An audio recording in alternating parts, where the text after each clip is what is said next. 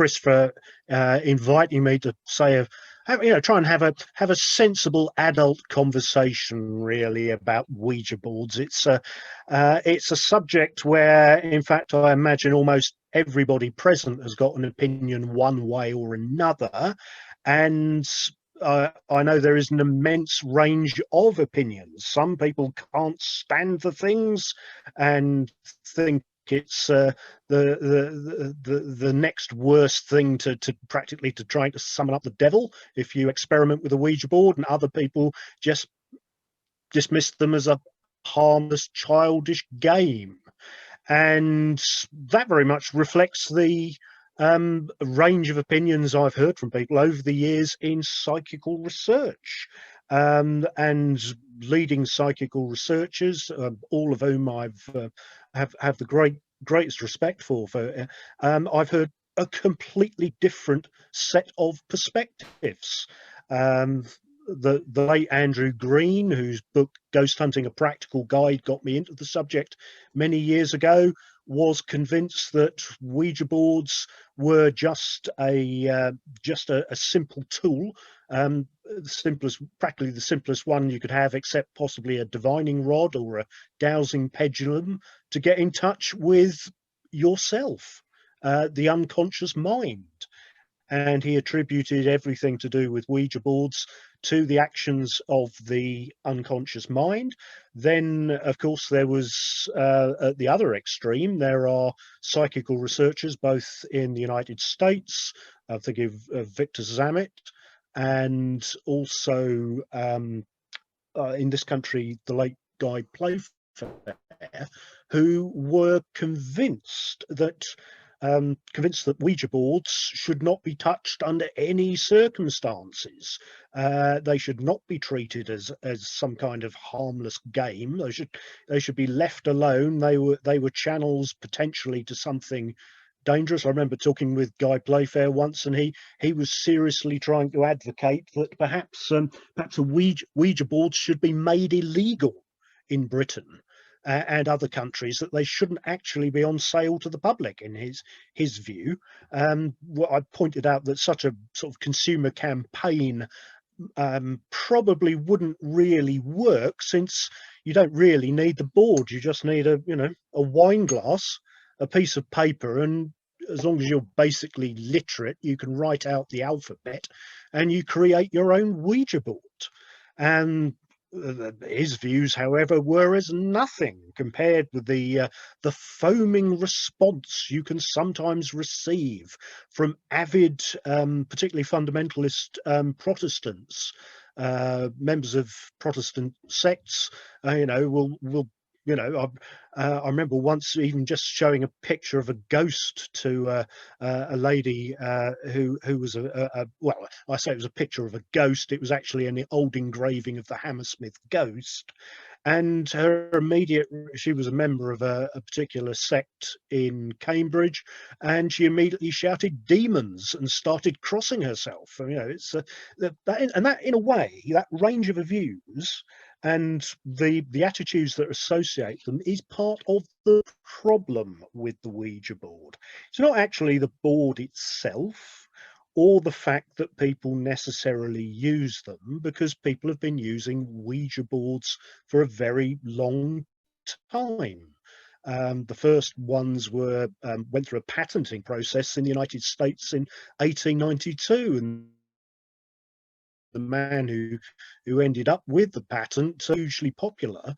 Really, the Ouija board, in fact, was just a new and in some ways easier extension of, in the 19th century, what the planchette, which was basically a mobile board with a pen in it, and you could rest your fingers on it, and it would move around and write messages or whatever. And these were hugely popular in the 19th century, along with spiritualism. Of course, a lot of spiritualists didn't even bother with planchettes.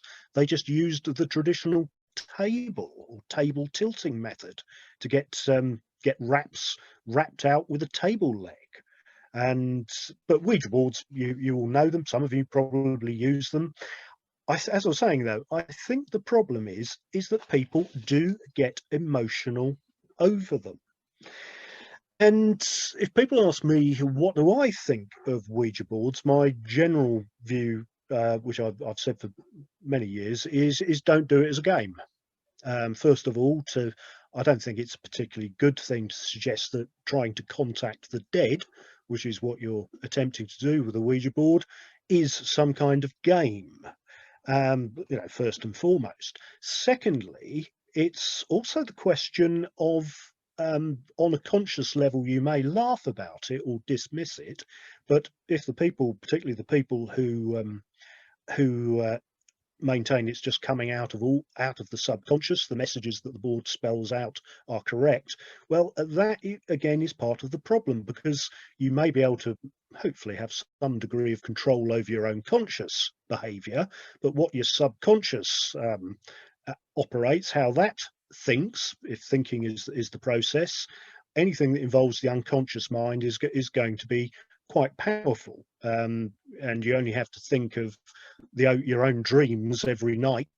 You may have that, there are things that pop up in dreams you can never consciously have imagined or thought up, or situations that you normally ever conceive by your way self. The unconscious mind is a powerful thing, but it's also where the emotions are. And the problem with the Ouija board, everyone who comes to use it, is that ultimately, I think deep down, they've got an emotional reaction to it. And that in itself, not necessarily the fact that they're trying a Ouija board, but the emotional investment with them can be quite dangerous on occasions with some people. So my first thing I say is don't do it as a game. The second thing is, I think actually there are some people who should never touch a Ouija board, not because I think they are necessarily getting in touch with any paranormal forces. It's because, again, it's this symbolism can have a very disturbing effect on certain susceptible individuals.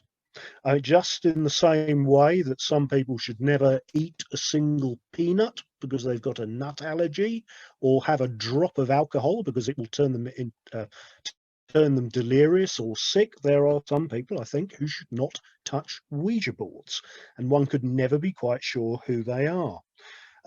Just over 40 years ago, there was a case, a very tragic case of a 15-year-old girl who experimented with a Ouija board, was somewhat disappointed, and proceeded to commit suicide, saying that if she didn't return herself from the dead within the next week and make herself known, then basically wherever we went after death was beyond reach.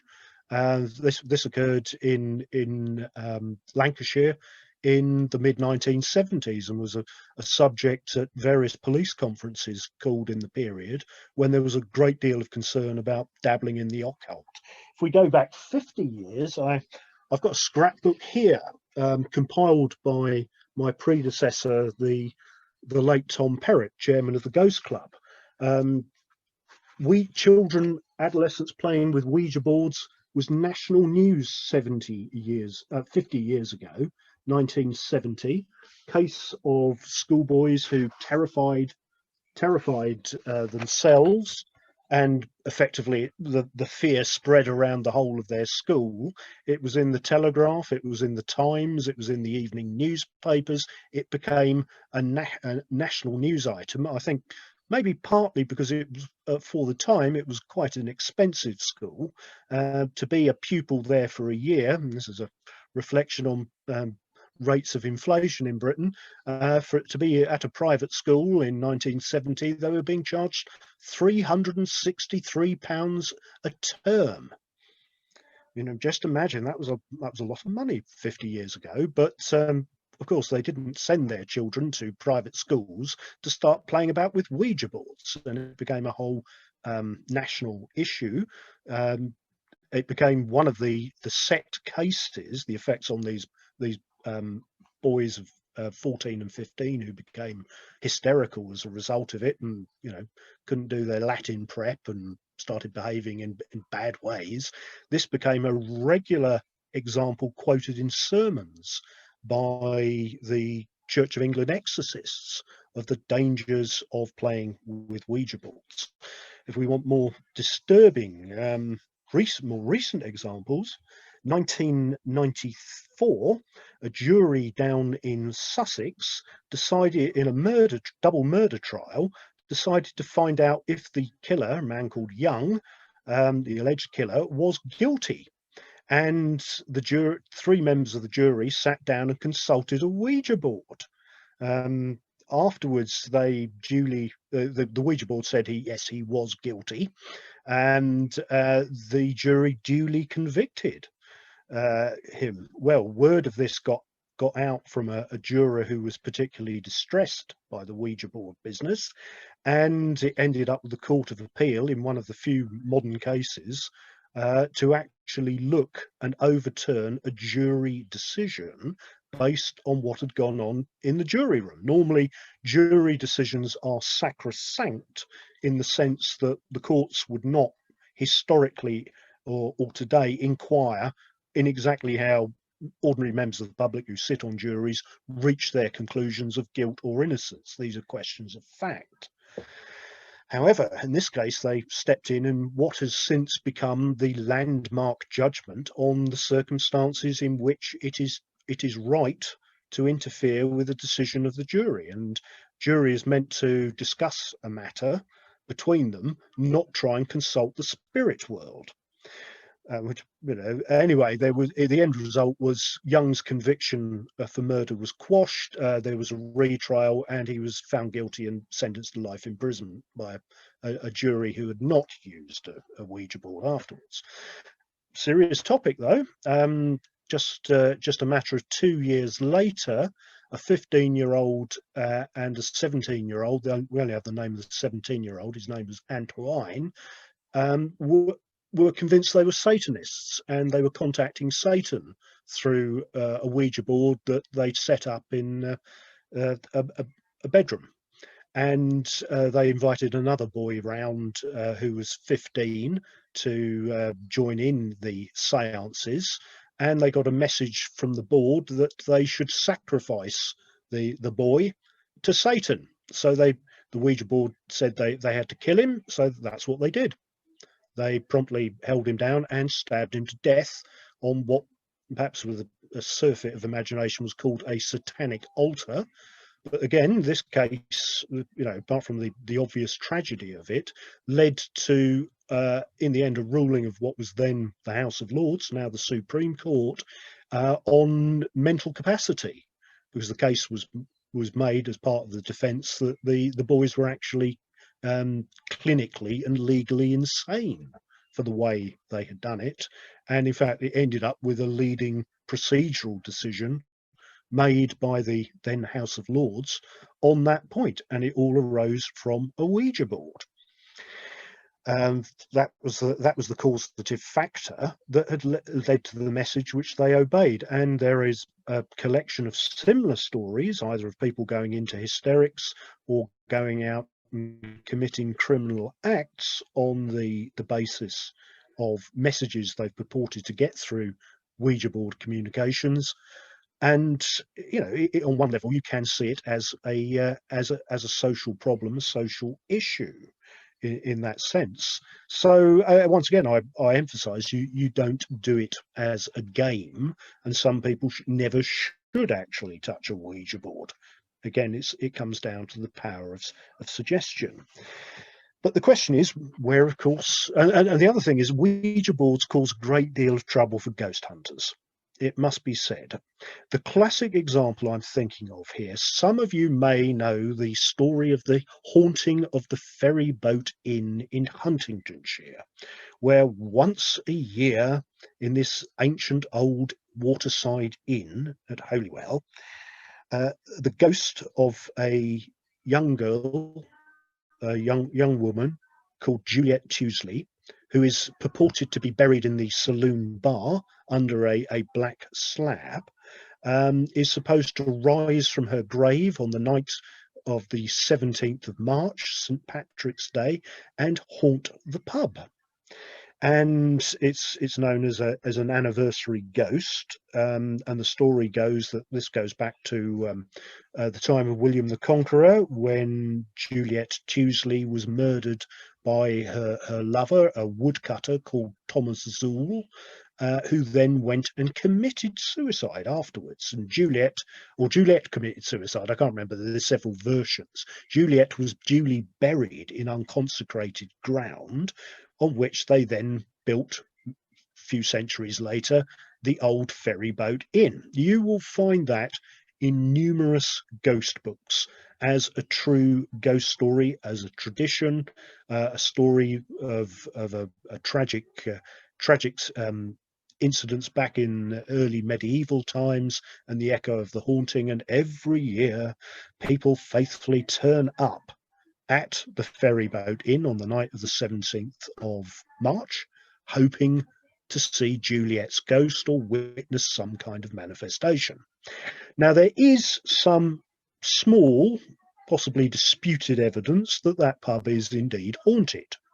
But the actual story of the medieval murder and suicide and so forth actually goes back no earlier than 1953.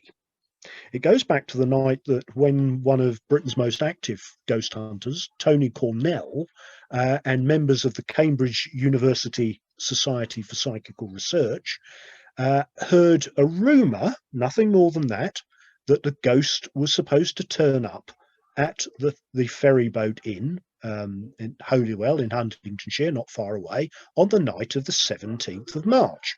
And that was it. Anyway, they thought they would go and investigate. They went over on the night. Nothing particularly happened. They held a short seance in the pub, and nothing particular happened there, except they were told to stop doing it. They were using a Ouija board. So by the time that they left, they still wanted. This was 1953, and there was an exciting new thing called a milk bar, an all-night coffee bar for the students at the Blue Boar pub, or as it is now, in Cambridge. So they all headed there. And then they sat down at tables, drinking coffee and discussing their unsuccessful ghost hunt. And they had the idea of holding a Ouija board seance. And they did. And that's where the names of Juliet Tuesley and Thomas Zool actually came through. And that was it. It wasn't, the seance wasn't even held on the site of the pub or the alleged grave of Juliet. Well, anyway, they decided they'd have another go, the 17th of March 1954, and they told the press, and the result was that the village of Holywell was invaded by over 80 journalists, all rushing in, hoping that they could get a bit of action with the ghost hunters from Cambridge, making a ghost hunt completely impossible, and achieving national publicity. The national publicity was picked up in various ghost books, and I'm afraid a lot of ghost book authors maybe don't do their checking. And although nothing ever really happened with any of the Cambridge Society's investigations, the word was out. The story of a Ouija board seance was transferred to the pub, then forgotten about entirely. And the story has been told in many books over the years as though it is a genuine tradition. On the 50th anniversary of the 1953 seance, which I said wasn't even in the ferryboat inn at Holywell, it was in the Blue Boar Cambridge, I arranged with some members of the Ghost Club and Tony Cornell, who was still going strong as a psychic researcher, to go back to the ferryboat inn to have a kind of 50th anniversary commemoration of this classic event that had caused so much mischief and misunderstanding over the years. We found the pub packed. It was packed on the 17th, not by people celebrating St. Patrick's Day, but by people who turned up purely on behalf, on the hope of encountering something. The enthusiasm was palpable. One couple I met had actually come all the way from Ireland to be there, having read about Juliet's ghost on the 17th being the night for it to appear on the internet, except they got their St Ives a bit muddled up when it came to England, and they'd headed first of all to St Ives in Cornwall. St Ives is nearest town to Holywell. They'd gone all the way to Cornwall first, hoping to find the ferry boat in, only to realise it was hundreds of miles away in Suffolk. So they in Huntingdonshire. So they dashed all the way across the country just in time to be in the bar at 7 o'clock with a crowd of other people.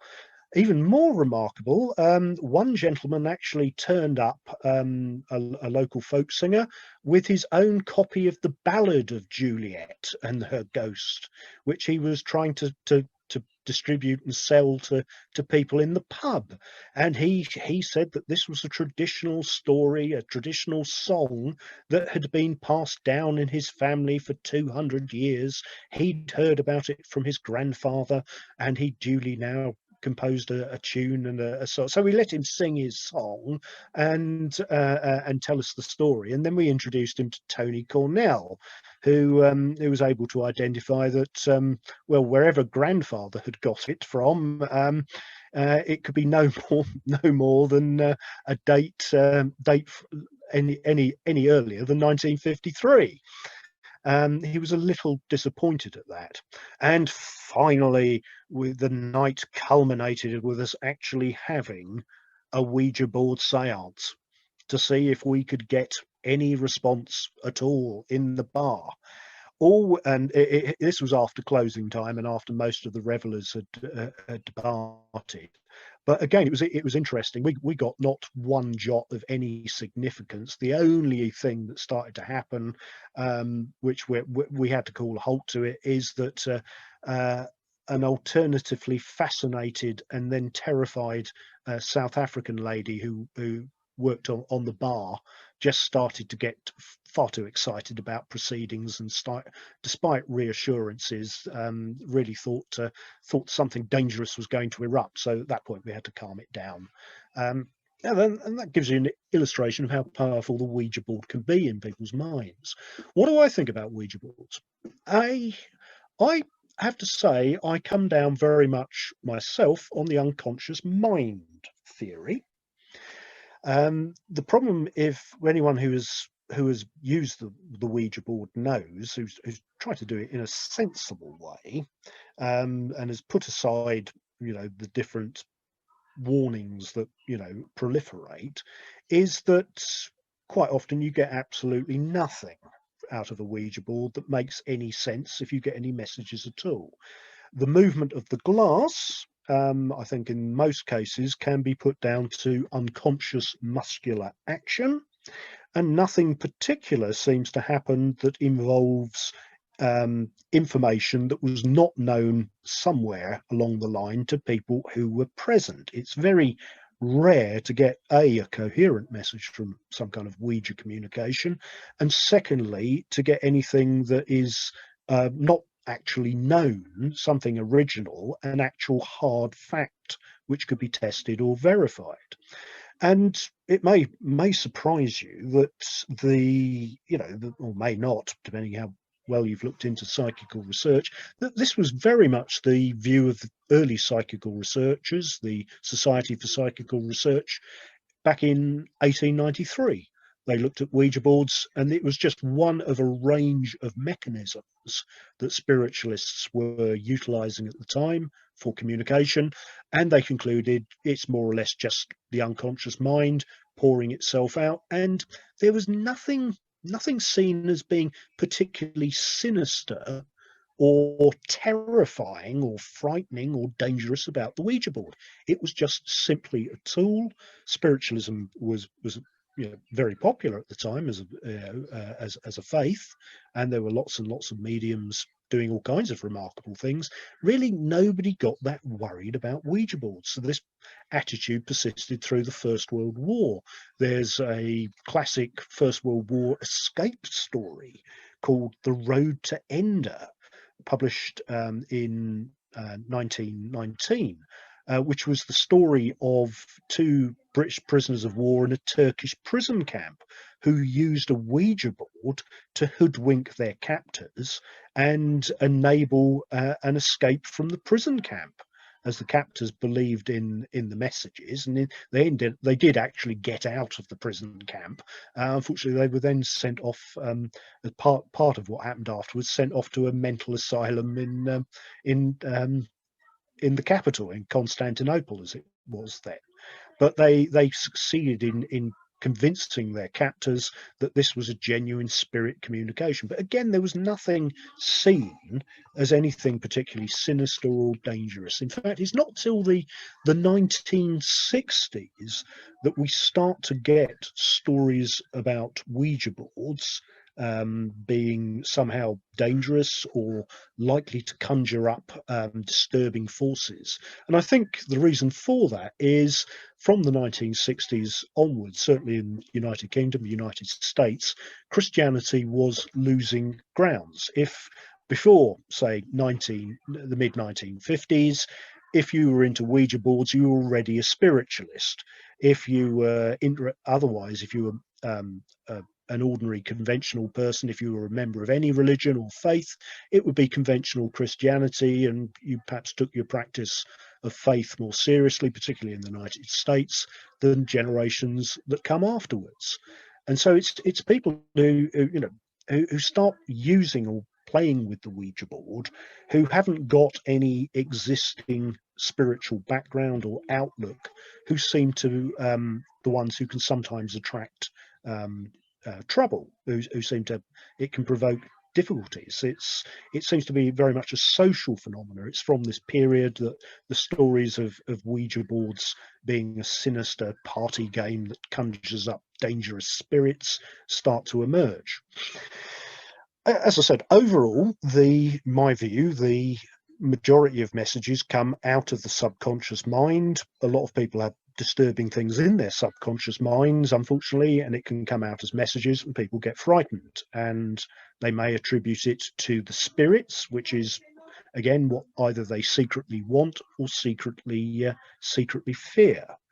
As I said, they've been in existence for a long time. One of the few early critics of the Ouija board, in his autobiography, who really comes out and condemns it, but not strongly as you hear them condemned today, was the writer G.K. Chesterton, who in his youth, in a chapter called How to Be a Lunatic of his autobiography, talks about some of his experiments with planchettes and Ouija boards.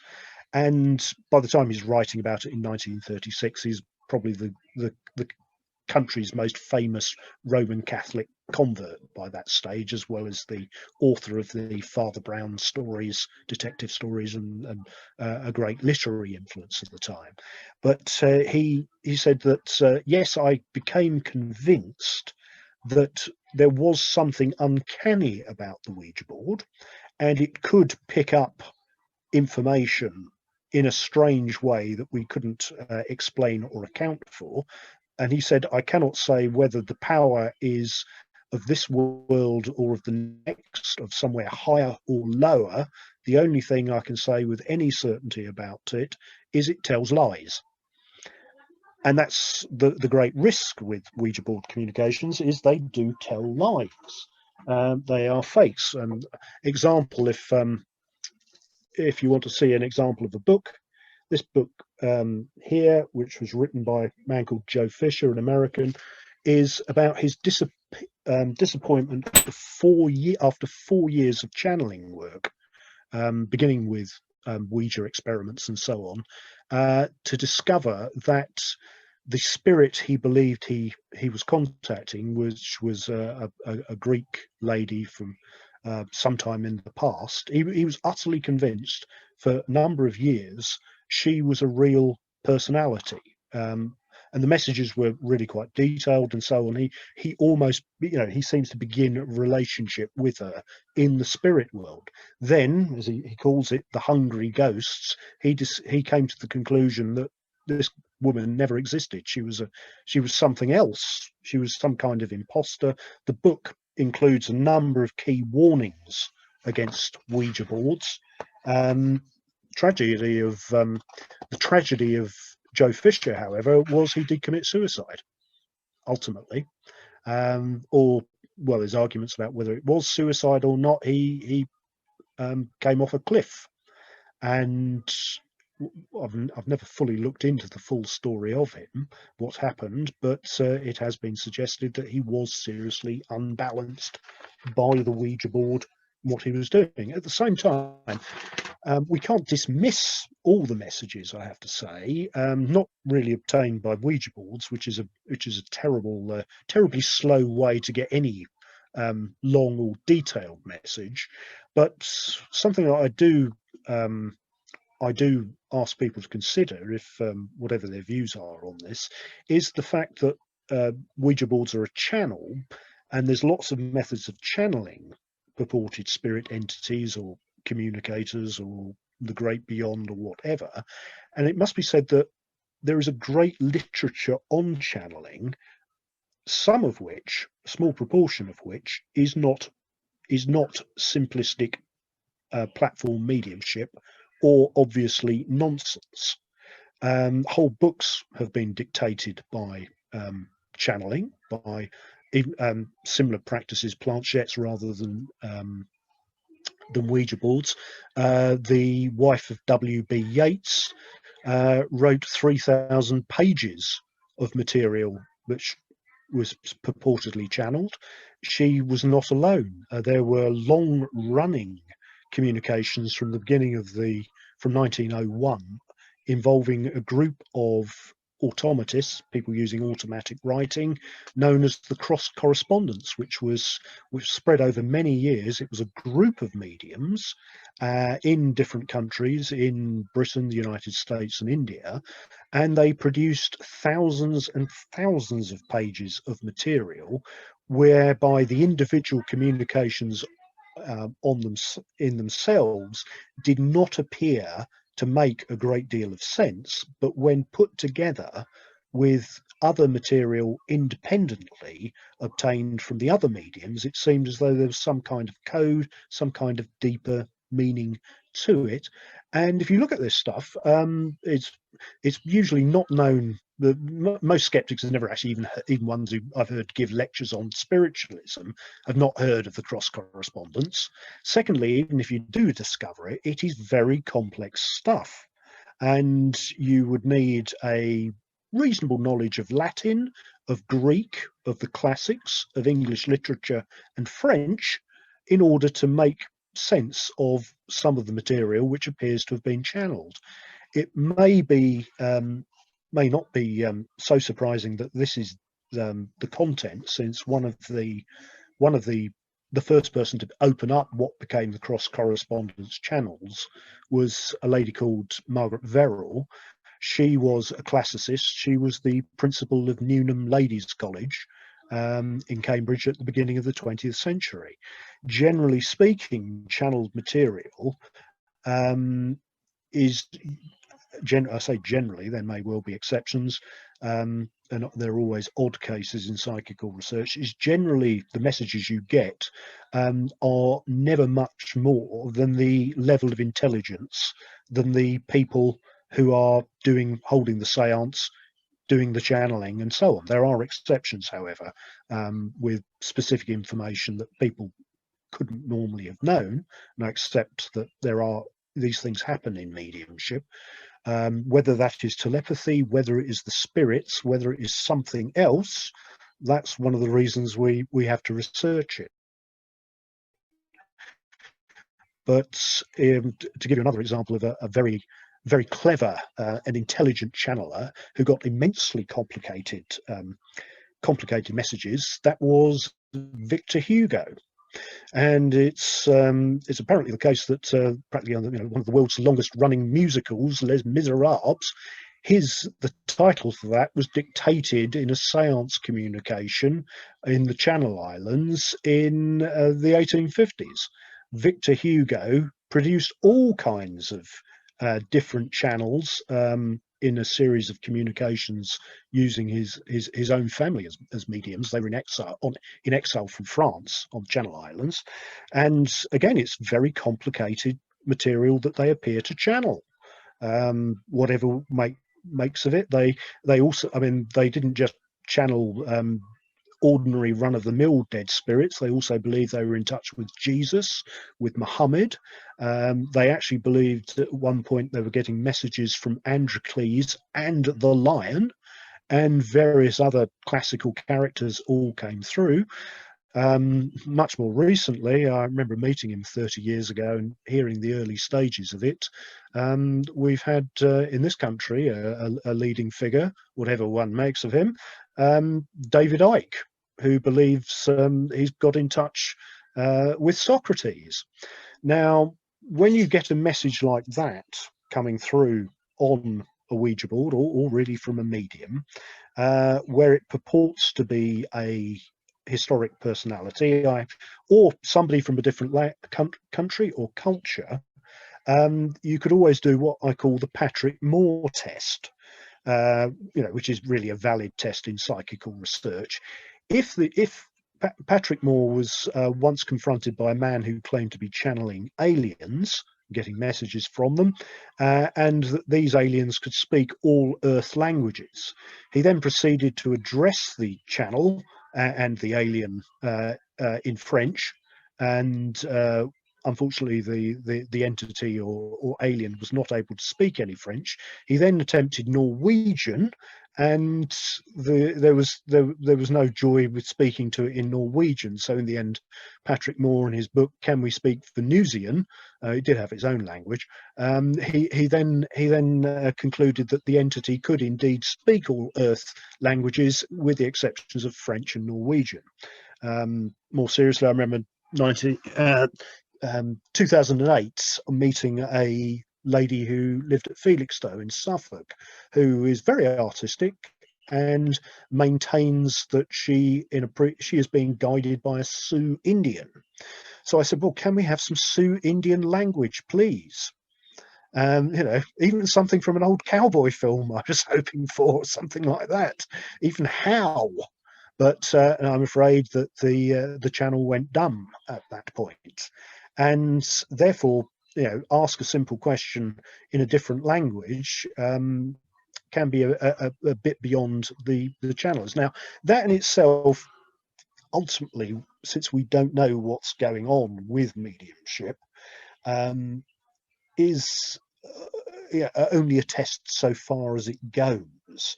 But it's currently the only way we have of testing the alleged bona fides. Again, there is a phenomena recorded in a number of cases known as xenoglossy, where people apparently seem to speak languages that they did not previously learn or know.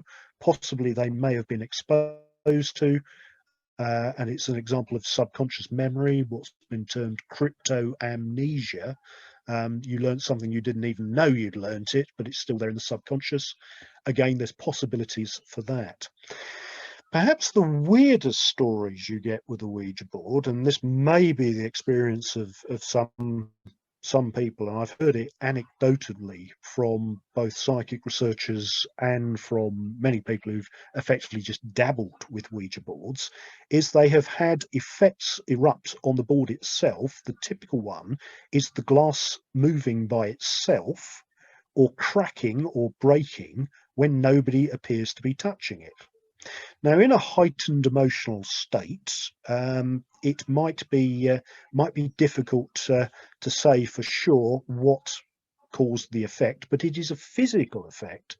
It's not a mental question. And there are a lot of these stories, and when you get a lot of a common pattern, then that may be suggestive that something strange is going on. It would certainly make sense of some experiments in psychokinesis. Unfortunately, it was never really written up, but Andrew Green maintained in the early 1950s with the long defunct Ealing Psychical Research Group, they conducted an experiment with Ouija boards, and they didn't really get anything, so they decided they'd do something else. They said they would try and destroy the glass using the powers of their minds. And they said the group concentrated on the glass for 14.5 minutes, and then it just shattered. Now, even having that in front of them didn't necessarily convince Andrew Green. He said, well, it's possible that there may have been some sound wave or something like that that caused the glass to shatter at that moment. It does seem a bit of a coincidence. More pertinent, however, is the experiment done in Toronto in 1972 by the Horizons Foundation, which was a Cambridge biologist called George Owen and his wife Iris, who were very interested in psychical research.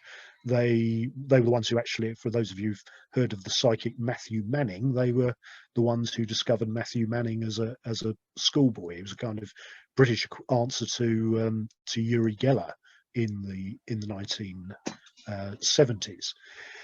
They moved to Canada, and in 1972 Iris was leading a group for the New Horizons Foundation, and they thought they would have a go at trying to create a ghost. And so for the best part of a year they'd meet once a week and try and conjure up an apparition. Well, they tried this for a year, and no ghost appeared at all. So they thought, rather than give it up as a bad job, they decided they'd emulate 19th century seance conditions, and they decided to have a seance. And they given an identity to the ghost. It was called Philip, and it was supposed to be the ghost of a Wiltshire nobleman who had a Wiltshire nobleman of the 16th century, and he had fallen in. They gave Philip a backstory that he'd been in love with a gypsy girl who was then burned to death as a witch, which isn't that historically correct, for at least as far as English witch trials goes. We tended to hang witches unless unless you were guilty of killing your husband with witchcraft, in which case you got burnt, because that was petty treason, one step down from under somewhat sexist laws. Killing your husband in those days was the equivalent of almost regicide, like an attack on the monarch. The male was seen as the king of his own household, and therefore to kill your husband was treason. But that was the story they'd worked in. And at their second session, they were pleasantly surprised to start to get unexplained rapping noises. What was interesting was Philip, the invisible ghost they seemed to have conjured up, seemed to tell the story they'd given him, seemed to be an independent personality, and most important of all, could actually perform in good light. And Philip, they decided to try table turning, and so the table they started experiments with the table, and the table they maintained started levitating as they talked to Philip and asked questions. So Philip was a table at this stage. Well, this became something of a sensation, because they could more or less produce this to order for a period. It even Philip's manifestations even featured on television. And it was altogether quite remarkable series of experiments that were written up by Iris Owen in a book called Conjuring Up Philip in 1976. And in the end, however, there wasn't really very much they could do with the experiment. They ran out of ideas on what to do, and the group dissolved. And with it, that was the end of Philip the Rapping Ghost. For all intents and purposes, that was a product, if it was genuine psychokinesis, that began and ended with their own unconscious collective mind. And surprisingly, this experiment has not really been replicated as an actual experiment, save with some research done at Liverpool Hope University, which was fairly inconclusive back in 2008, 2009 as part of a PhD. remarkable what you can get a PhD in these days. Practical seance department of the university is a way off yet. But it has been often said that by people who take the unconscious mind is that the Philip case shows the communicator is simply just coming from the unconscious. Further reason why you might think that is in some Ouija board communications, messages come through from sometimes apparently from names of people you knew once long ago, giving information, and in some cases you may believe that person to be dead.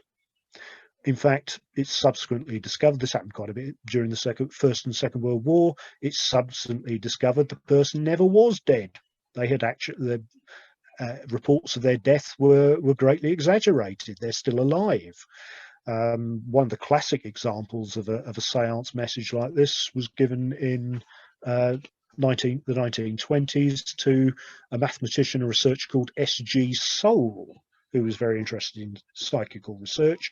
He purported to, or received, what were purportedly messages from someone he believed had been killed in the First World War. 3 years later, he found that person was still alive. The only reservation I have on this story is that subsequently S.G. Soule did a lot of important psi testing, telepathy testing, clairvoyance and precognition testing in the 1940s and 1950s with a star psychic subject called Basil Shackleton, and these produced results which were millions to one against it was card guessing and using symbols and pictures of animals. Shackleton's results were some of the best ever recorded, factors of millions of one against chance.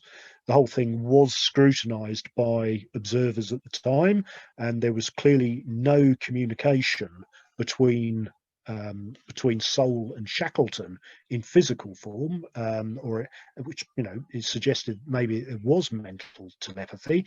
Unfortunately, nobody checked what Soule did afterwards with the scorecards, and it seems that he took away the records himself and then doctored a considerable number of them to increase the scores. And this involved a lot of complicated statistics. It wasn't discovered until our 1974, and it did actually become one of the big scandals of psi testing, in that these once, I mean, you pick up a book from the 50s or 60s which discusses English psychical research, and the Shackleton Soule series of experiments are held up as virtual proof of telepathy and clairvoyance. In 1974 they redid it, realized that Soule had cheated, he'd fudged the figures. Not the only place it was done in science ever. You can always look up the Cyril Burt scandal about inherited intelligence amongst school children in Britain, which involved a similar scandal, which again came to light in the 1970s. But far be it from me to suggest that scientists would ever do anything like that in terms of cheating. But coming back to our theme, there are plenty of anecdotal stories like this about things going wrong with Ouija boards, people who get frightened. Certainly in the mid-1970s and still today, it is not unknown for priests and ministers trained in deliverance ministry to be called out. I know my local parish priest here in Southbourne has had to attend households over the years where people have scared themselves very badly, playing with a Ouija board, have become convinced that they have summoned something up. Fortunately, most of these cases, if something has been summoned up, is no more than relatively minor poltergeist activity when it comes to it, which of course the leading view is, if it's paranormal causation, if it's not a hoax or hysteria, then it may be coming from the subconscious mind rather than spirits. That was certainly what I used to believe about poltergeists generally. Now I'm not quite so certain as I once was that some of the phenomena in poltergeist cases can solely be attributed to the unconscious minds of the household or the adolescents.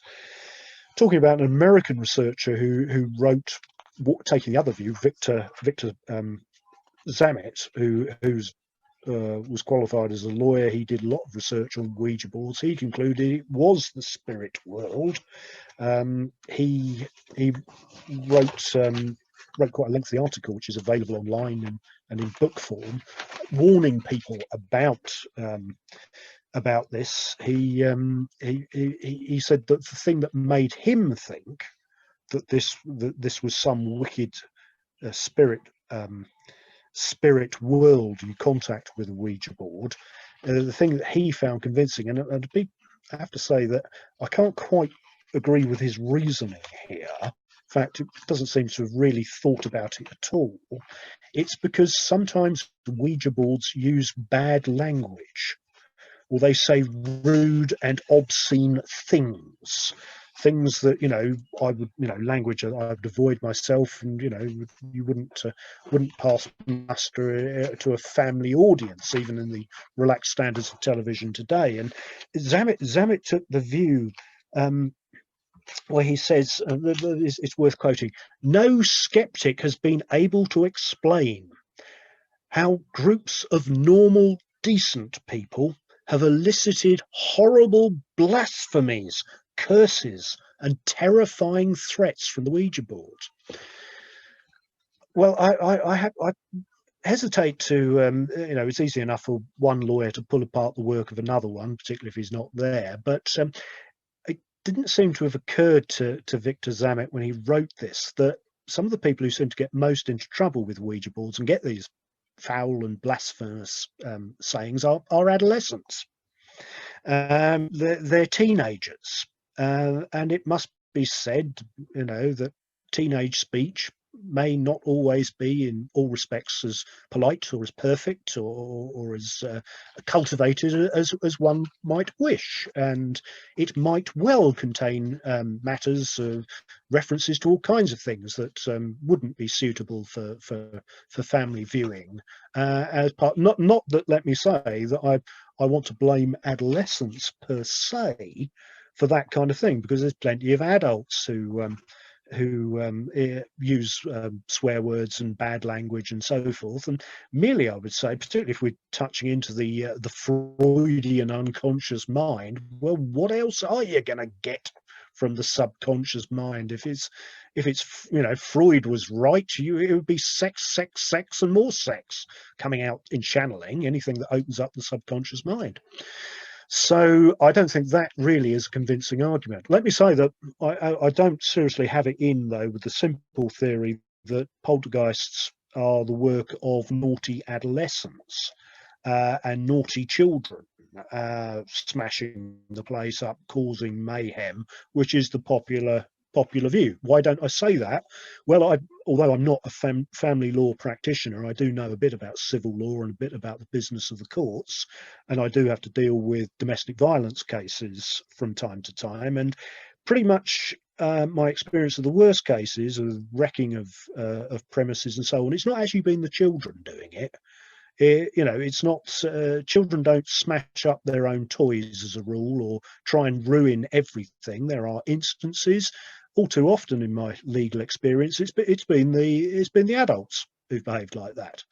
So the simple explanation that poltergeist activity in domestic dwellings is down to naughty children or adolescents, I don't immediately point the finger, because there's too much goes on in the domestic violence situation which isn't the children doing it. Yes, there are tearaway teenagers and so on, but it is not the simple explanation that has been so often put forward. It's more a reflection of a much more complex social situation and problem.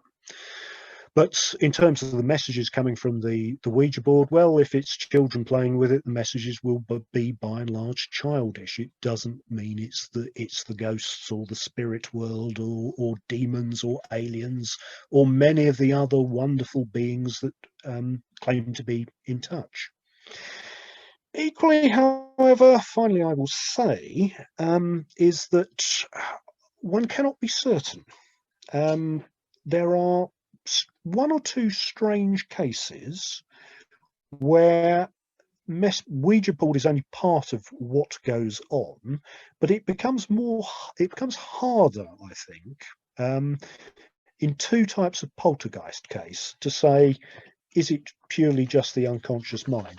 The first category are what you might term long-running poltergeist cases. You hear these a lot, off and on, in cases of haunted pubs, where the licensees change over the years, occupiers come and go, but there is low-level haunting activity, usually nocturnal, usually noises, objects. You hear this a lot in haunted pubs.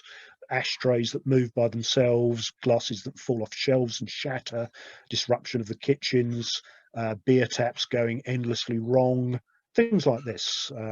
Barrels of beer moving by themselves. Particularly, you find noises both in the cellar and both in the attics. You tend to find small enclosed spaces, strange noises, things like this, and these carry on regardless of whether the same people are in the dwelling. Also happens with some domestic haunts as well. A succession of occupiers come and go.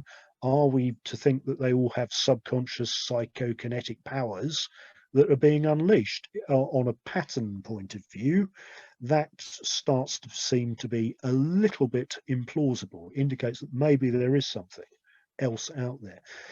The other area which I thought about is that with some poltergeist phenomena, although it's the case generally that poltergeist phenomena start small and get bigger, the effects in a number of cases are really quite dramatic. They are on a large scale.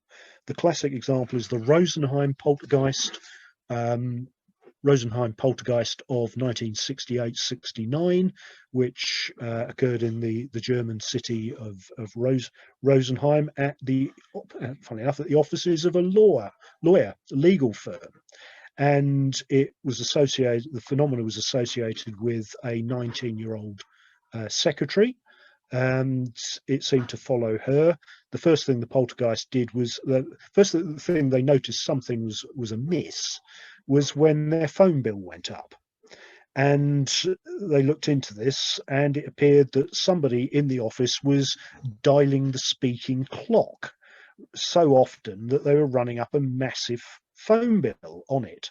And in fact, when it was investigated further, the number of calls being registered going to the German speaking clock, which I dare say would be even more exciting to listen to than the English speaking clock on the phone, it was actually beyond what a human finger could actually dial on the old type of wheel telephone dial. And they had the electricity board in. They had all kinds of people came in, including the University of Freiburg physics department, and a parapsychologist called Hans Bender attended, and they caught several incidents on camera. One was the swinging of lights as Anne-Marie, the name of the secretary, walked down the corridor. There was another one where a clock rotated by itself on the wall. But the poltergeist weightlifting record in that case was a 400-pound cabinet filled with files, a really heavy cabinet that they measured in true German style down to the exact centimetre how far it had moved. This was more than anyone in the office could lift. And currently, to my knowledge, the record for the British poltergeist weightlifting record, I think, was in a Fenland case in 1924, a village called Gorefield, where the poltergeist was alleged to have shifted an entire piano by itself. The focus was a slightly built 15-year-old girl. Now, I know a little bit about weightlifting and weight training, and that she would have set records that would stand today if it was her doing it physically. And frankly, I don't think the answer is to say she was in a state of hysterics, because the power and the energy involved is far too is far too much to be generated from the human body in these cases where furniture are moved, where fires break out, where fixtures are sometimes ripped out of walls. It's quite often beyond human strength as we understand it that this should be achieved. I mean, to my unless anyone knows better, it has been claimed that the world poltergeist weightlifting record was a case in Brazil in 1973, where the poltergeist was supposed to have moved a Land Rover, which to me does seem to, goes to the boggle threshold, so to speak. But quite often the difficulty with the idea that poltergeists are human generated is if assuming these effects are genuine, and they are physical effects, we know that for sure, something is happening in the objective world, is where is this energy coming from? Because even if you cremate the whole body, you're only going to have a limited amount of energy. The older, some of the other earlier psychologists, psychical researchers said it was some kind of sex energy or biological energy, but to make arising at puberty and adolescence, but to that is almost a form of mysticism in itself. Human energy, like mental energy, you can't understand it in terms of physical energy, something that can do work, can achieve physical effects. Electromagnetism doesn't seem to work. So it is a puzzle where this energy is coming from. If it is not being generated by the ordinary energy system of the body, if it is coming, it must be either there is some whole aspect of the human being we don't apprehend, in the same way as people didn't know about electricity for thousands of years. They just did not apprehend it. They saw, witnessed effects, sparks, lightning, and so on. They had no idea they're surrounded by a universe full of electrical charges and electromagnetism. Or is it coming from some other dimension that is being channeled? And is this where the information that sometimes is accurate in seances, sometimes is impressive or appears to be backed up in telepathy tests, that would indicate there is something else out there? And what is the role of consciousness, if any, out there, wherever out there might be? Anyway, I've sort of rattled on for the best part of an hour here, and I think that's probably enough Ouija board stories and incidents for one thing. These things are a puzzle. Use them sensibly. Let me say that quite earnestly, there are many other sensible Christmas games you can play this Christmas at home or under lockdown or not, wherever you are, than play with Ouija boards. Equally, however, if it's done in a sensible fashion as part of a proper, sensible, controlled investigation, then I don't think there is any danger to it. It's what you do with the messages you get that seems to count. Anyway, I'll leave it there, and if there's any questions or anything, I'll thank you very much. Thank you all for listening. Let me say, Alan, I think you'll find that far more lives, relationships, and sanities have been destroyed by the Monopoly board than will ever be destroyed by the Ouija board at Christmas. When all that Dungeons and Dragons stuff. Oh, Dungeons and Dragons. Yes. We wouldn't even to do with that, would we? No, wicked. No. What's the other one? Call of Cthulhu. Call of Cthulhu, I believe. It's sometimes. Yeah. That's what I'm writing for at the moment. Anyway. Yeah, Alan, you mentioned so much. Some people would have preferred if Cthulhu had phoned his message. I'm just going to quickly share screen if I can do it. Let me just get this to work. Oh, can I get this to work? Hang on. Leap in the Dark. I was looking at Leap in the Dark. It's a fantastic 1970s series, which is finally on YouTube, which I still not watched because I've been desperately hoping that the British movie people who I managed to get The Innocents from and loads of other stuff would actually get around to putting it out. It's BBC, but it's now on YouTube, and I'm kind of, do I watch it on there or do I wait till I can get it on DVD? Anyway, Leap in the Dark, for those who are interested, was a 1970s BBC paranormal documentary. Right, okay, that's what I'm trying to show. So, can you see this? I'd recommend it. It is a very, very good program. I remember seeing some of them at the time, and some of them since, and it includes the Rosenheim Poltergeist, amongst others. Yep. Can you see the bottom of a table here? I can see the. I'm just looking at. I'm trying to share it on the screen. I'll see if I can do it again. Yeah, I can see the see your Zoom screen. Right, share screen. The there we table, go. yeah. So the table is signed at the bottom by all of the original members of the Philip group, and it's the original table from the Philip experiment. Now, I find it particularly interesting because, as you can see, the legs were actually foldable ones. One of them detached during the experiment when it was trying to chase them out of the room on one occasion. So this is the original table, and it's not a terrifyingly rigid piece of furniture, but I've got another picture. Let me just see if I can get that up. Oh, I don't know where the other one is now. But basically, it's a folding kind of table, and I was quite impressed that I was able to get hold of it and have a look. It's owned by John Sable nowadays, John Sable, who's an archaeologist who occasionally turns up at ASSAP and talks about these things. And he had the opportunity to cross-examine a lot of the people who were involved with it.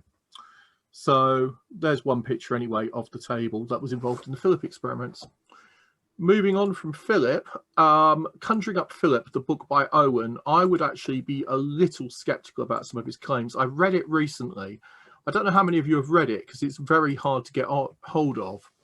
But his book on the Sochi poltergeist, or Sochi, or however you say it, the Virginia Campbell case, has just been republished and is available on Kindle for about £3. So I've read that.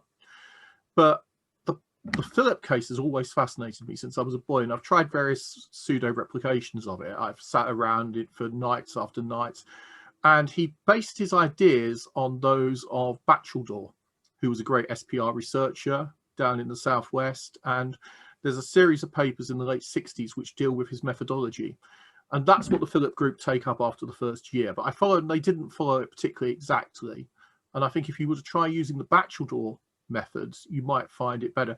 What we used to do in our experiments was we would get a group of people from mixed backgrounds, quite often from skeptic groups, because I used to deal with a lot, and we would get them to put their hands on the table and to conjure up a spirit. And we would find that you were supposed to take months to get it to work, but actually what happened was we would hand out cards, playing cards, and one of the playing cards would be a joker.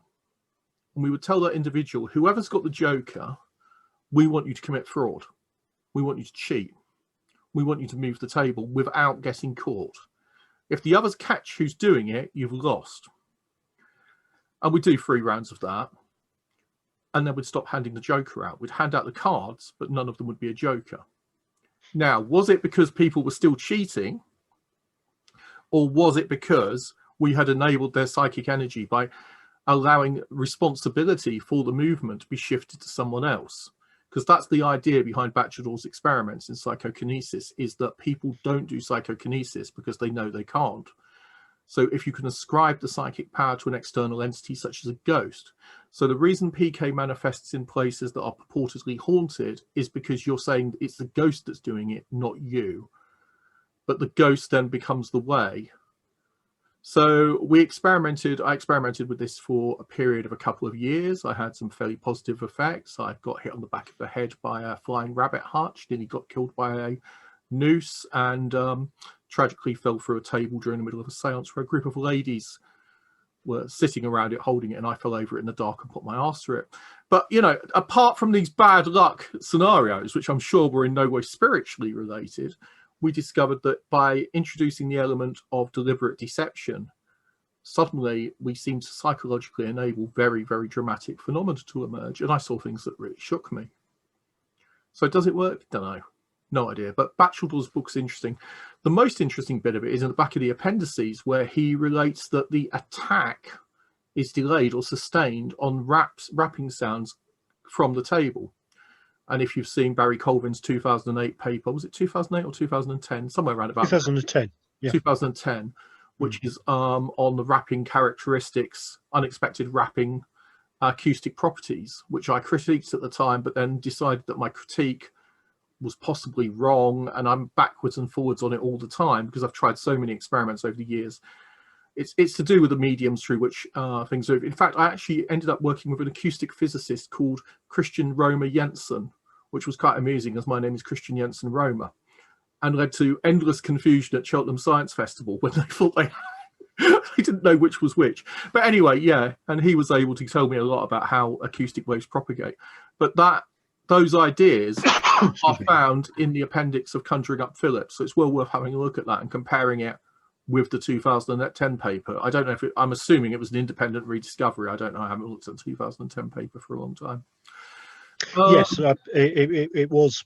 Well, Barry Colvin had done his own, got his own recordings of raps in a poltergeist case in Andover in 1974, and he got his own recordings, and over the years he'd accumulated more examples and then analysed it. But it seems, there was some kind of similar discovery in the 70s, but that was largely forgotten.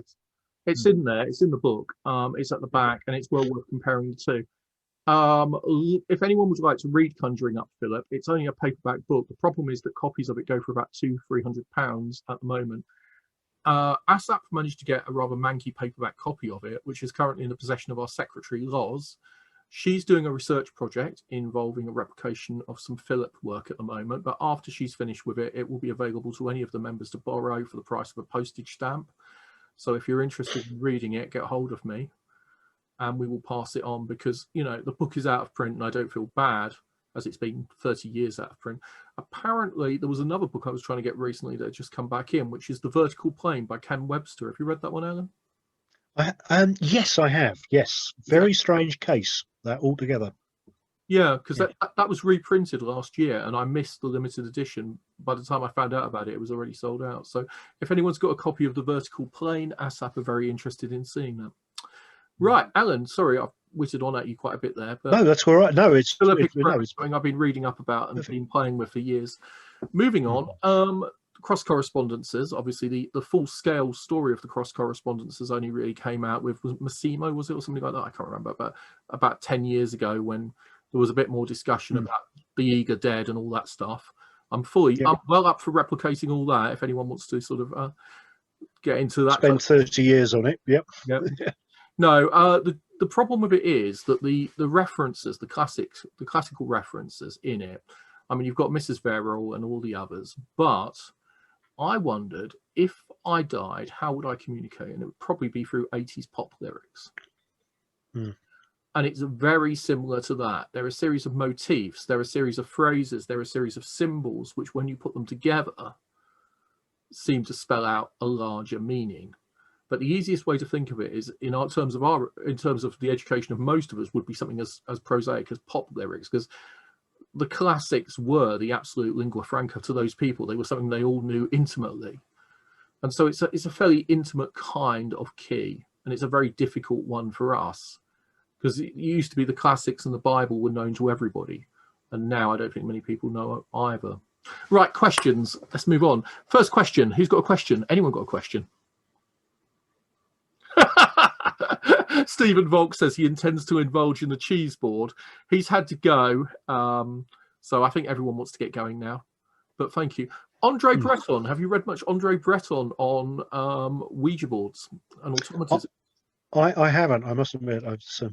He described surrealism as pure psychic automatism, and influenced by Hugo and others, he claimed that surrealism was an attempt to directly access the unconscious mind. And so he advocated the use of the Ouija board and automatic writing, especially automatic writing.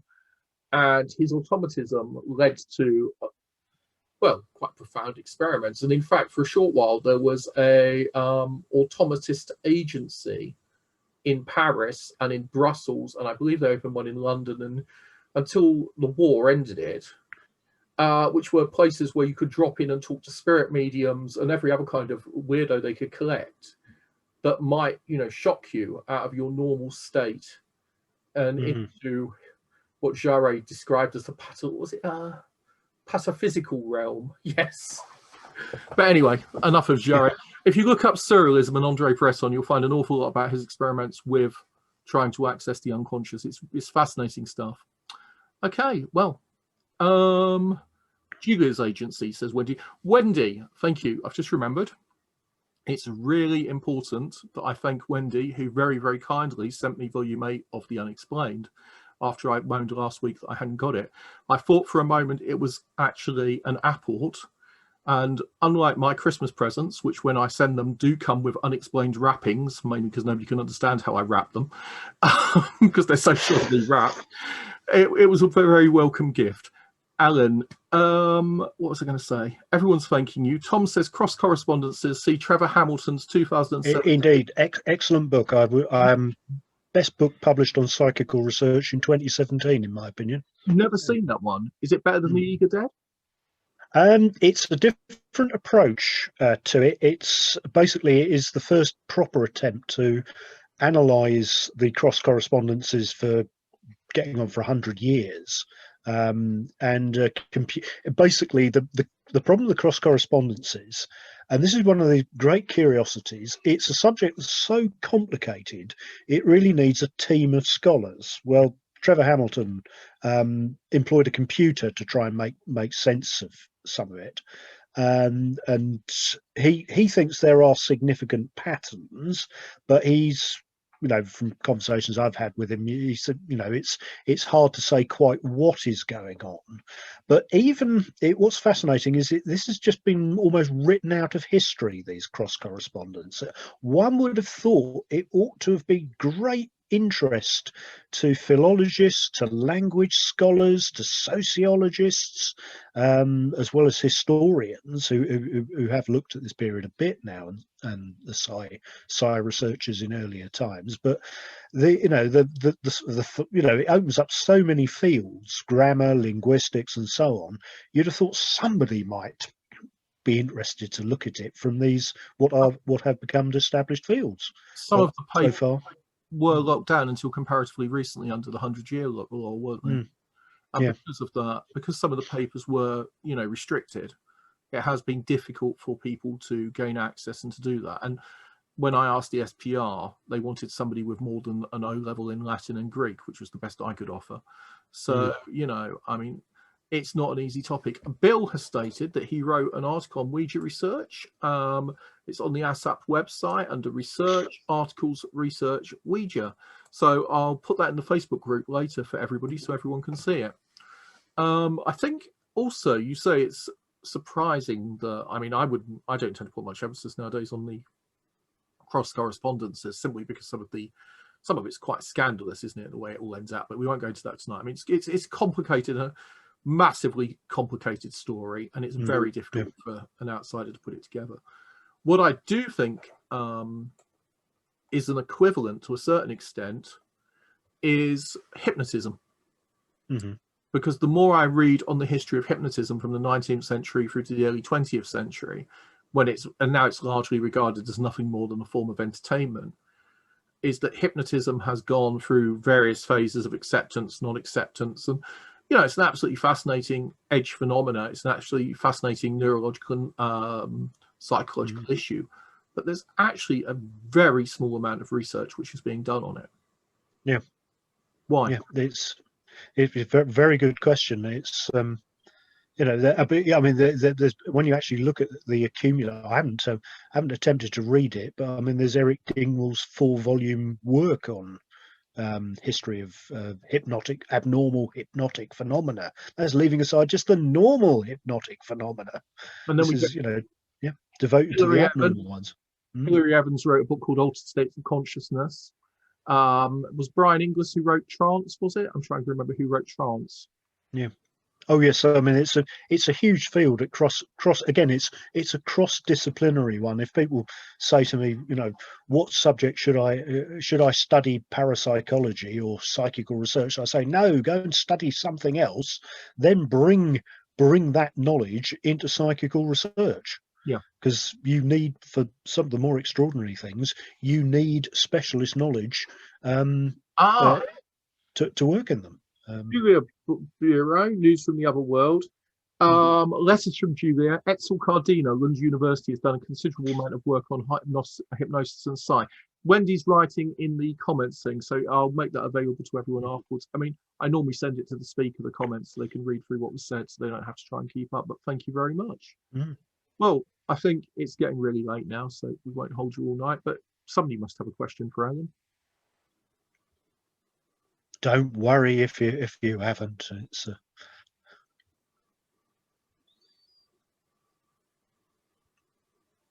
So do you think? Okay, I'll ask one last question. Do you think, have you done what happened to Colin Wilson and what happened to many others and gone and suddenly shifted? You start off young and being convinced by the psychological paradigm that it's all psi, that basically we're dealing with psychokinesis, and then suddenly it hits you that actually some of the evidence seems to be better explained, such as hauntings, for example, better explained by the spirit hypothesis. Are you some kind of something else? Yes, I have to say. I mean, originally, you're typically influenced by the first material you read quite often, and that was very much my case. I was very lucky to have read Andrew Green as an opening text. You know, if I'd started off with my other great favourite read at the time, Elliot O'Donnell, and hadn't read anything else, I don't know where I'd ended up. But you know, there is over the years I've come to see the sense in what the late Maurice Grosse used to say. He said, you know, theories come and go, and I have to say that with Enfield, he said, I don't think it can all be put down to the unconscious minds of the girls. And having had a chance to look at that and one or two other cases, including the letter writing poltergeist of Battersea, 1956 to 68, where, you know, it just didn't write a few letters, as I thought, and Christmas cards and things. There were over 4,000 letters and wrapped out seance communications. It is an extraordinary case, and there is no one obvious culprit in the household for keeping it going. Certainly, I think there were genuine effects in the house. Letter writing, well, that's where I sort of thought this is you know, all a hoax, you know, and this is what Andrew Green thought when he only knew a fraction of it. He concluded it was a hoax after he got 9 letters and a Christmas card from Donald, the poltergeist, who actually claimed to be a dead French prince, the missing Dauphin from the Bastille, the son of Henry XVI, who disappeared in the Bastille. And I always remember the first time I met Shirley Hitchin, who was the centre of this poltergeist. Now Shirley Hanlon, she's a lady of 80 now, living in Hampshire. She was a 15-year-old back in the 1956 when it all broke out.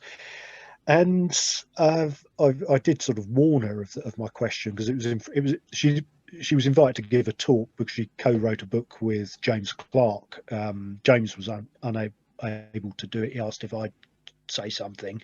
Shirley didn't want to give a talk, but she was prepared to be interviewed, and I said, all right, I'll interview. And I did give her a kind of warning that with an audience of as it was in London, you know, I'd say something that, you know, basically try and warm it up to begin with. And I said, well, first of all, I mean, after I'd outlined the business of the letter writing poltergeist and the story of it being the missing Dauphin from the end of the 18th century, I said, well, surely I'm sure the question everyone here, everyone in the audience would like me to ask you is, what was it like to live with a dead teenage French prince?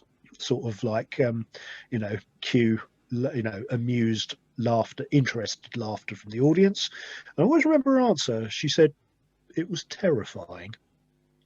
And as I listened to her, I began to realise that whatever was going on, it had taken one heck of a toll on the life of the whole family for many years. And it's borne out by an incredible amount of documentation, apart from the letters, which are the volumes of them.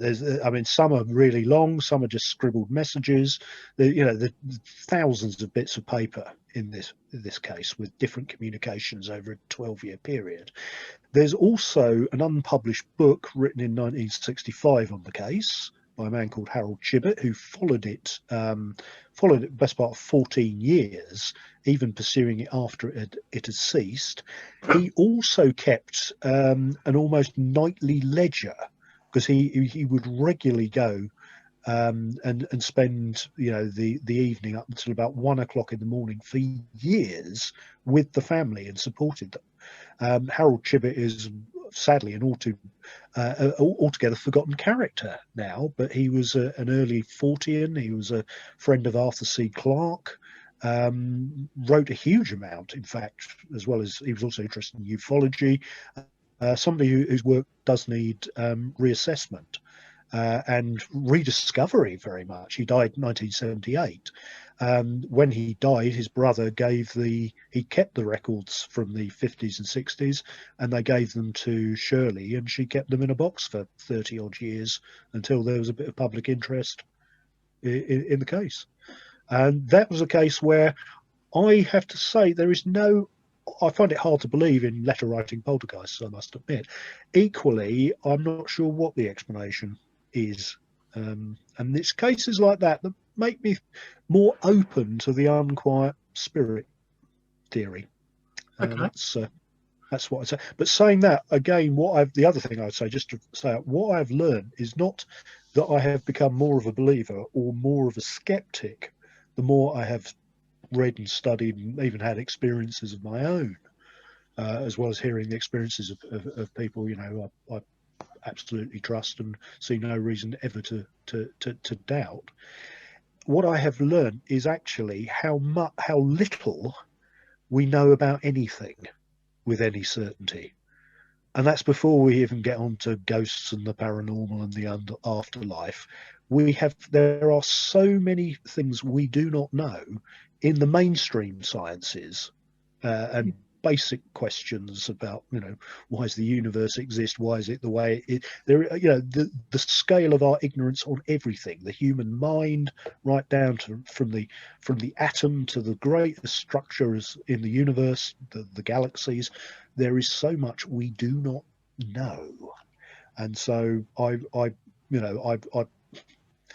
realize that probably maybe our own little brains, equipped as they are not able to explain or understand these things. So, 2 questions though, so let's just quickly ask them. The first one is a Berry lad. Are there any impressive automatists working today? The impressive one I've come across is the Matthew Manning story. Next door neighbour to my sister when he lived in Northgate Avenue. Did you ever meet Matthew? No, I never met Matthew. I met people who had. I've got his email. Who I'm meaning to ask him to come on, but I don't know if he will. But there's a range of opinions, as there is with everything else on Matthew. He was, to my knowledge, he was never subject to any serious debunking from anybody. I think the evidence for Matthew's psychokinetic powers are pretty well established as far as anything is in psychokinesis. Equally, I can't say I'm necessarily convinced by the story he tells in his books about spirit communications, but if he was in a trance state, subject to dramatic license, then who knows what they are. I mean, interesting character who's succeeded as a healer and so forth. And undoubtedly there are plenty of people practicing one art or another who can produce unexplained phenomena. At the moment, we just don't really hear about a great many of them. Matthew's moved now. He's moved down south, but I'm still in touch with him, and he's still running his healing, and he's still doing his weekly newsletter, and I still talk to him occasionally. He chats quite in a friendly manner, because he doesn't think, as far as he's concerned, I'm like, the guy who lives next door, not the guy who is poking around trying to investigate. Next question is, Bill's going to ask a question in a moment, but first let's just ask this question from Patricia. Are so-called Ouija responses sensitive to the language in which the questioning takes place? Does it matter what language you use? Very good question. Some people claim to have success simply by thinking questions or just thinking of certain words or subjects, and the Ouija board duly produces them, even if they're not taking part? Is it some kind of telepathy? That's a very interesting question. If you tried questions in different languages, what would come back? Didn't you try that, Dave? Dave Sivia, he's there at the moment.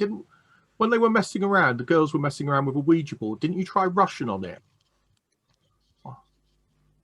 I can't hear you anyway. I can't remember, Chris. I think when they did that famous seance in B36, the night I got really freaked out, my Ouija board story, which I've ever told, but it's too late tonight. But I think on that night, you did actually try asking it questions in Russian, and it didn't have a clue what you were talking about. All right. And neither did I. Dave here, by the way, he's the chap who, when Derek Akora used to claim that he had a 1,500-year-old spirit guide called Sam, who came from Ethiopia, Dave pointed out that it's almost nobody speaks the Sabaean tongue, but I then discovered that Dave had a Sabaean dictionary and was quite interested in the language, weren't you, Dave? Yep. And so because it turns out there are only 4 scholars who speak it, I think it was unlikely that any of them had met Derek, but I happen to know Derek and work with him, and I knew Dave. And I wanted to bring the 2 of them together, but for some reason it never happened, despite my details. Because it was a good idea, wasn't it, Dave?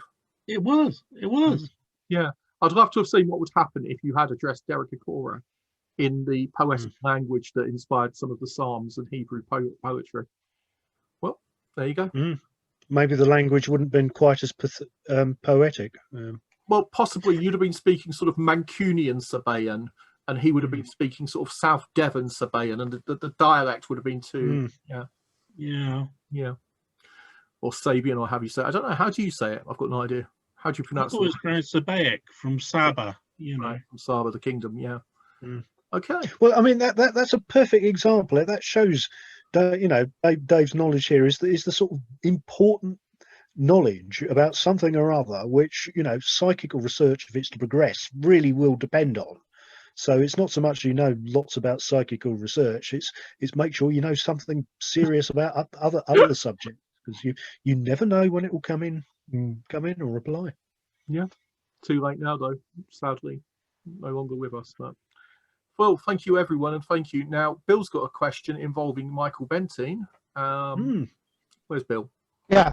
Right, before I ask the question, I can perhaps make a little bit of a contribution by way of an answer to the last question, because during our practical Ouija sessions to research how the phenomenon works, where the information comes from, on one occasion we had somebody come through who claimed to be German and the captain of the ship. So I asked him some questions in German, and the only Ouija medium with her finger on the glass only had limited knowledge of German, didn't understand everything I was saying, yet we still had sensible answers through the movement of the glass to the question. The questions. Anyway, I go on to the question I was going to ask.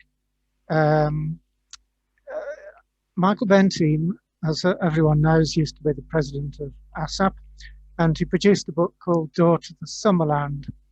And in it, he describes an incident whereby he had a publican friend who used the Ouija to ask for the winning horse in a race. And he got an answer, put a bet on it, and won. So he thought, oh, this is good, I'll do it again. So he got another winning horse, won some more money. This happened several times. And it got to a state where he became so reliant on the Ouija that he kept asking it before making any decision in his life, and literally went out of his mind, ended up in a mental hospital. But the question for you, Alan, is if the information came from his unconscious mind, how did his unconscious mind keep knowing the names of the winning horses? Well, indeed, this is the interesting thing. The unconscious mind does seem to be the doorway to the paranormal. It seems to be, if we think of things like precognitive dreams, they occur when the conscious mind is asleep, but the unconscious mind, which perhaps never sleeps, is working away. And as I said, the unconscious mind is very powerful. I don't I don't doubt that the unconscious mind may be where powers of telepathy, clairvoyance, and precognition, which I think there is substantial evidence for all of, if one can be, prepared to read all the literature on it, as well as the stuff that happens in daily life and every culture talks about, that there are powers which would be able to pick up, and it'd be a very useful skill on occasion. It comes in flashes, though. It can't come to order. Quite often it's an emotional issue that seems to trigger psi phenomena. But yeah, I don't doubt that there may be people who get predictions right. Certainly there is a lot of evidence. If depending how you approach evidence, I attempt to use the legal standard of evidence.